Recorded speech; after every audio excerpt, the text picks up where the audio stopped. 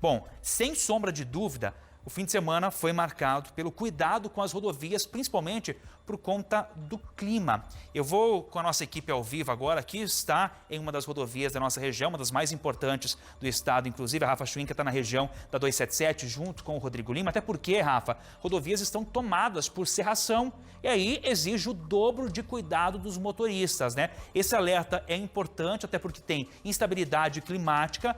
Os policiais estão na pista, estão fazendo a parte deles em rodovias estaduais e federais, mas é o motorista, né, que pode evitar acidente. Nós tivemos muitos acidentes nas últimas horas, né?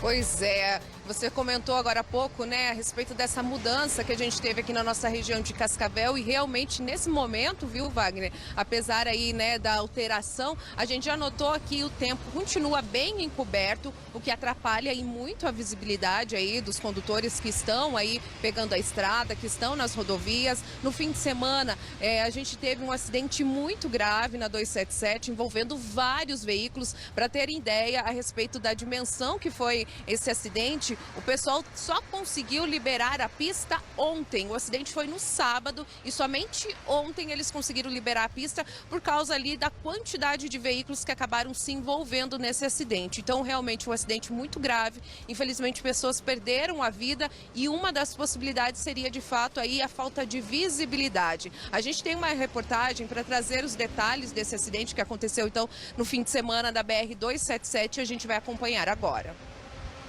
Olha só, voltando para Ponta Grossa, nós estamos aqui com nevoeiro, não dá para enxergar nada.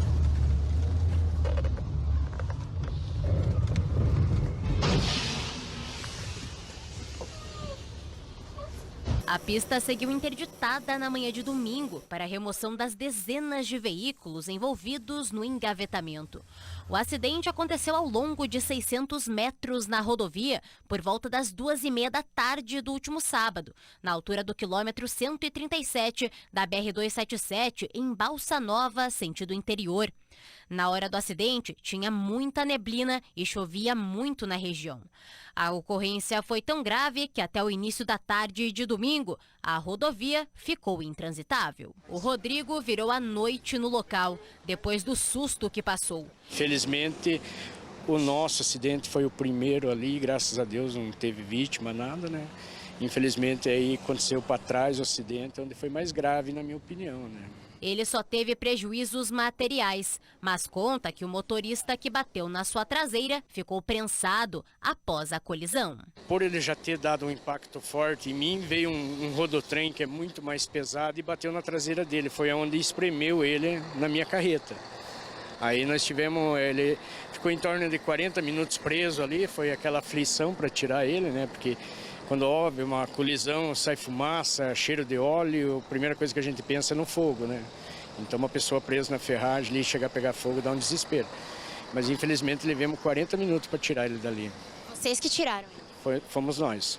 Fomos nós, o socorro não conseguia acesso e demorou bastante chegar o socorro, mas devido ao acesso, né? Mas nem todos tiveram essa sorte. Segundo uma nota do Corpo de Bombeiros, que prestou socorro no acidente, ao todo foram constatados 5 óbitos no local. E desse número, 4 vítimas precisaram ser desencarceradas. Além disso, o Corpo de Bombeiros atuou no combate ao incêndio de 2 veículos e também no atendimento de 11 vítimas, que depois foram transferidas para hospitais da região. A Polícia Científica também trabalhou durante 12 horas no local do acidente.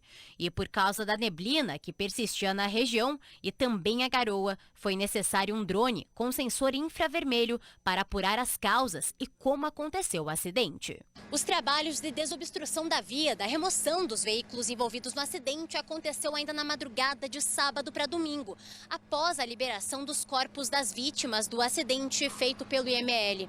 E aqui no domingo, no pátio desse posto ao lado da BR-277, a gente consegue ver alguns resquícios desse grave acidente, como por exemplo essa cabine que ficou totalmente em chamas e felizmente o motorista conseguiu escapar. Esse carro que também ficou parcialmente destruído, a gente consegue ver aqui, ó, o capô totalmente amassado, o airbag e inclusive o vidro totalmente quebrado ali na região do Passageiro.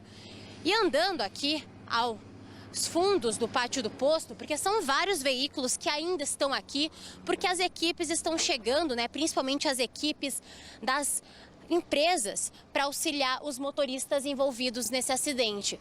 E aqui a gente consegue localizar um dos primeiros caminhões envolvidos nesse engavetamento. Então aqui o meio do caminhão e a cabine totalmente destruída. Tenho filhos, tenho netos, né? Aí eu avisei a minha esposa, falei que estava tudo bem, mandei as fotos, aí mandei um vídeo para ela depois, aí ela ficou tranquila, né? O Edson é outra vítima do acidente. Ao lado do seu caminhão totalmente destruído, ele só consegue agradecer pela vida. Isso aí desentorta, né? O seguro, né? A vida não tem jeito. Não só quem teve seu veículo envolvido no acidente, mas as pessoas que estavam na estrada, sentido interior do estado, ficaram presas, aguardando a liberação total da rodovia, que aconteceu apenas 2h20 da tarde de domingo. Pois é, né? A gente sabe como a visibilidade ela acaba aí dificultando para os condutores, o que exige mais cuidado. Então, para trazer essas orientações, até porque nessa semana teremos aí um feriado, algumas pessoas vão acabar pegando a estrada. Estou aqui com o inspetor da Polícia Rodoviária Federal, Vladimir Paroli, para trazer esses detalhes a respeito desses cuidados, quando a gente tem essas mudanças climáticas. Como o condutor precisa aí se precaver para evitar qualquer tipo de acidente, qualquer imprevisto na rodovia? Boa noite. Boa noite. Nos tempos de neblina, muita chuva, aumentam os acidentes. Isso se deve ao quê? A essas condições adversas, como a chuva, a neblina, a baixa visibilidade, somado com a falta de uma direção defensiva pelo condutor do veículo. Nós podemos dividir essa direção defensiva com um melhor compreendimento da seguinte forma: veículo. Então o condutor, antes de pegar uma rodovia, uma via de mais velocidade, ele deve verificar os pneus, porque são eles que vão dar estabilidade ao veículo e aderência ao solo. Então um pneu com muito desgaste, ele vai fazer com que esse veículo não tenha aderência, ele pode deslizar numa curva ou numa frenagem. Se ele for se em condições normais ele gastaria uns 10 metros para frear, geralmente, com os pneus desgastados, chegaria até 30 metros. E às vezes o acidente está nos 10 metros. Então tem que tomar cuidado com o pneu. A parte dos faróis, é muito importante a regulagem, o funcionamento. Nós pegamos várias situações durante o nosso plantão de pessoas dirigindo sem nenhum farol aceso. Ao parar o veículo, verifica-se que estão todas as lâmpadas queimadas. Então isso é de extrema importância, você ter os faróis em condições. Saber utilizar o desembaçador, o limpador de para-brisa, ele tem que estar funcionando. São detalhes mínimos que fazem a diferença. Ao ligar o seu veículo, acione os dispositivos, verifique, dê uma volta em torno do seu veículo. Às vezes os faróis estão funcionando, porém as lanternas traseiras não estão funcionando. E numa situação de baixa visibilidade, o veículo que está atrás, ele não vai ver o seu veículo a tempo. Isso vai ocasionar uma colisão traseira. Comportamento do condutor. O comportamento começa ao sair de casa. Ele está em condições psicológicas de pegar uma rodovia, fazer uma viagem de longa distância. Ele dormiu o suficiente, ele não está alcoolizado. O comportamento dele é um comportamento defensivo. Eu digo de que forma? Não utilizar o celular. Uma fração de segundo que você visualiza a tela do seu celular é o suficiente para dar uma colisão e muitas vezes uma colisão em sequência. A respeito até da distância, né? A gente vê que muitas vezes o pessoal anda ali muito pertinho do outro carro. Quando a visibilidade está comprometida, essa distância ela precisa aí ser redobrada, tem que ficar um pouquinho mais longe do veículo da frente, né? Correto. Distância de segurança é um item muito importante. A distância de segurança é para que a pessoa tenha o quê? A reação de visualizar a situação, tempo de frear e de o veículo, após acionado o freio, ele parar, correto? Então o que acontece? Quanto maior a via, quanto maior a velocidade da via, maior tem que ser a distância do veículo da frente. Um exemplo clássico é assim: você está trafegando, passa por um objeto, daí você vai contar 1001, 1002. Contando essa distância, primeiro vai passar o veículo, por exemplo um caminhão, passou à sua frente, passou por uma placa. Você vai contar 1001, 1002. Se deu 2 segundos de diferença do veículo, desse caminhão, que passou pela placa e você passou por essa placa, é uma distância segura, tá? Sempre prestando atenção no veículo da frente. Viu as luzes vermelhas ficarem mais fortes, é sinal que esse veículo está parando. Então você também deve acionar o freio.